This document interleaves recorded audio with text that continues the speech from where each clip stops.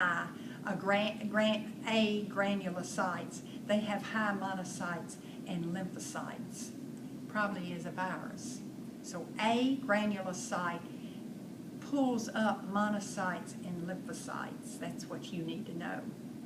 Granulocyte, meaning they have a grain or with a center, are neutrophils, eosinophils, and basophils. Granulocyte means neutrophils, eosinophils, and basophils. Now I think it's good to keep those two terms and what of the five do they cover. There's another term or two I want you to know. Now we've already talked about hemoglobin and hematocrit, but I just want to remind you again that we could be fancy with the definition, but some of you have come to me and we've gone over it again. Remember, there is a fancy definition, but hematocrit and hemoglobin are a proportion. And if you want to read it, it's someplace it tells us, I could read it to you. Hematocrit are the cells in an ounce of blood. Hemoglobin is in 100 milliliters. Well, you don't want, that's too confusing. So if you'll just remember that they go together, but the proportion is a third. Whatever a hematocrit is, the hemoglobin is a third of it. And that's what I want you to remember. Now, there's another term I want you to know, the MCV. Mean corpuscle volume, mean corpuscle volume. And corpuscle is another name for the red blood cell. It tells you the size or the mean size of a red blood cell. And the best way, and I don't have an arm because you can see it when it comes computerized on that one. That's not one you need to carry around forever. What you do is, the best way I can describe it is, the red blood cell lives 120 days. And if I were going to make cookies for the class, and I went to the cupboard the night before, and I didn't have enough ingredients to make the cookies for 77 people, I just have enough for half of you. Well, I'm going to still give everybody a cookie, but what? It's going to be so much smaller. And that is what happens with red cells. If you're bleeding slowly, maybe you just have a little bleed in the GI tract, and you don't even know you've got it. But it goes on for 6 months or whatever, and you begin to look a little more pale. Maybe you don't. But when they do your hematocrit and hemoglobin, and your hematocrit is down to 28 or 30, they know something's going on. Either your bone marrow is not making it or you're losing it. So they do a mean corpuscle volume. And they see that your red cells are all small. That tells you you've been doing this for at least 120 days because they're all small. Now, if you had a bad nosebleed and you went in and your hematocrit was 30, and we don't like a hematocrit at 30, we'd rather it be higher, and they look at your MCV and they're great, they're still big. See, it's just happened. It's a fast bleed versus a slow bleed because they don't shrink. Red cells don't shrivel when you start bleeding. They stay puffy and beautiful. But they send word she's bleeding and bleeding and bleeding. Would you all make them smaller? Because I've still got to get these red cells to the brain and the toe. And I can't just say I'm just going to send them partial or serve the class half cookies. You got to get them everywhere. They've just got to be smaller. And the 4 months tells you something.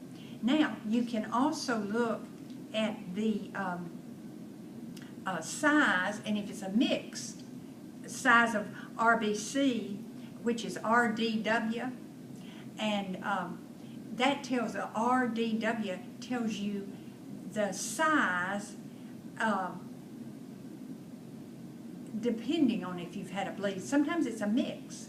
And you look at the normal RDW, and you see that it's not high, it's not the highest, it's actually low.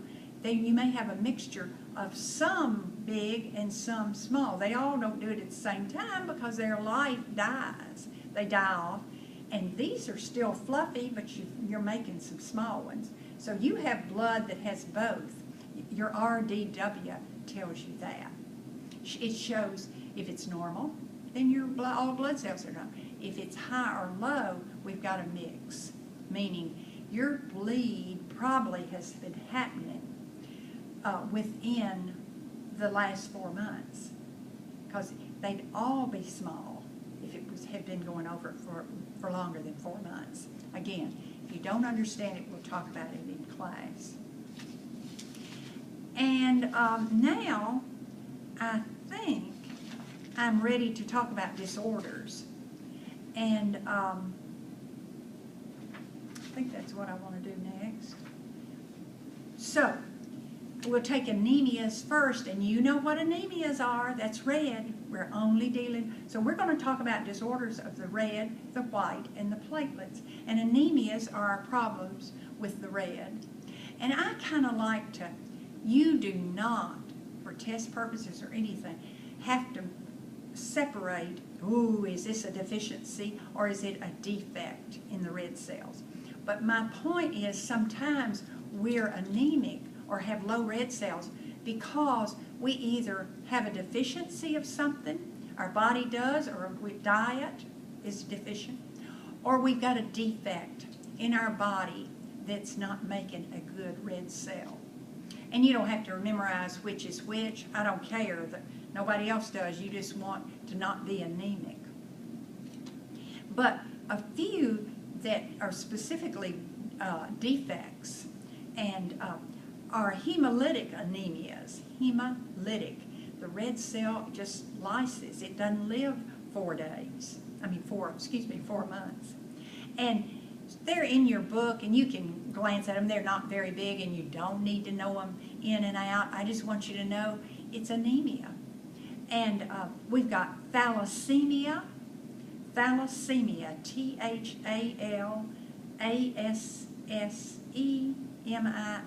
thalassemia. And it's an inherited disorder with fragile red blood cells. They just don't live 120 days. It's hereditary or it's inherited, and they're just fragile red cells. Thalassemia. When you hear that, you'll know, oh yeah, you're anemic if they got that, because your red cells just don't live 120 days. Glucose 6-phosphate dehydrogenase. Glucose 6-phosphate dehydrogenase. And it's just a defective enzyme that doesn't allow red cells to be produced in the number they should. Common in women. Defective enzyme keeps the body from, and that's the enzyme, glucose 6-phosphate dehydrogenase. So the red cells just can't be produced as rapidly. Then we've got sickle cell, pretty famous one. Sickle cell, and the red cell, for whatever reason, as a mutation, at certain times that round red cell becomes a half moon. A lot of times it's stress or something. Maybe you took some medicine and it made it cycle, become a sickle. It is inherited. It's more prevalent among the African Americans. They studied it, and you've probably read it too, that it was a mutation that happened to save people from the malaria. And it was a good thing then. If anybody was exposed to malaria, the red cells became sickle, like a half moon, and the person was able to live through that epidemic. Stress or crisis can make them sickle. The bad thing about sickle cell is that, you know, our red cells go in when they get to the capillary, they just do single file.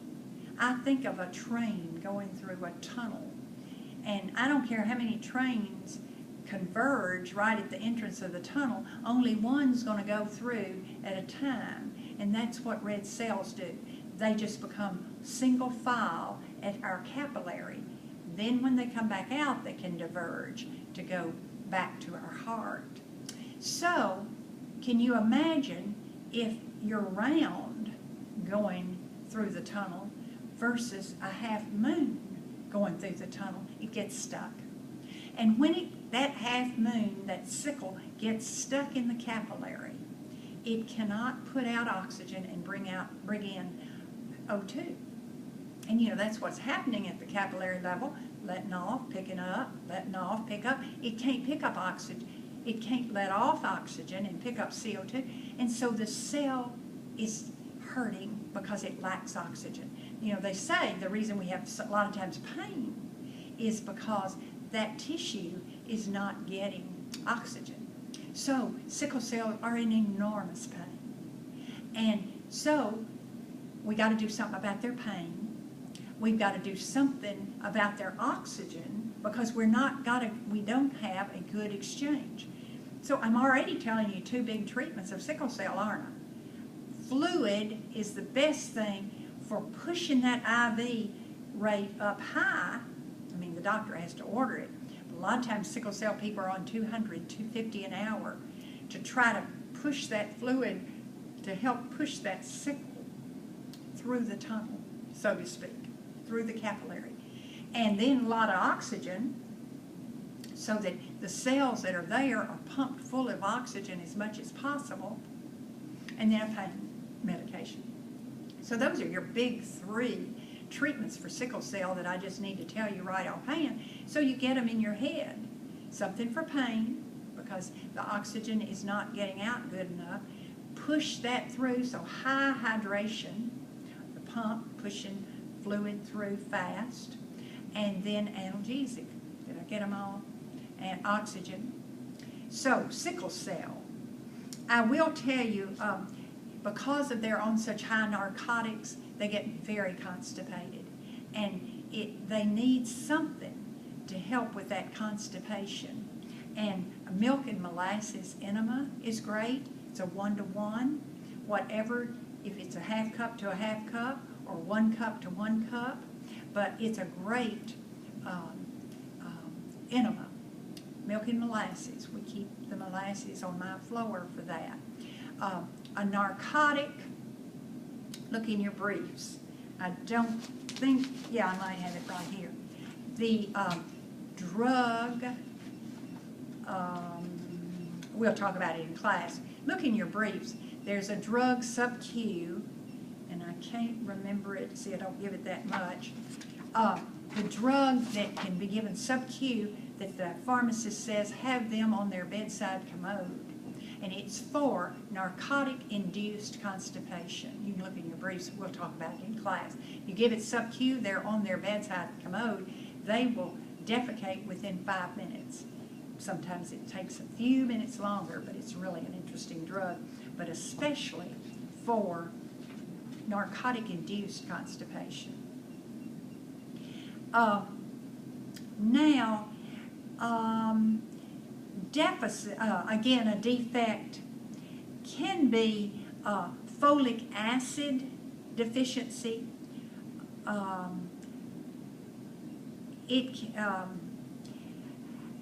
Folic acid can be a problem with DNA synthesis, so it could be a defect. Folic acid also deficiency might be in diet. It's one of those. That's the reason I said let's don't try to delineate between defects and deficiencies. But folic acid deficiency can be dietary, or it could be a defect in the DNA synthesis. Foods that you could take for folic acid deficiency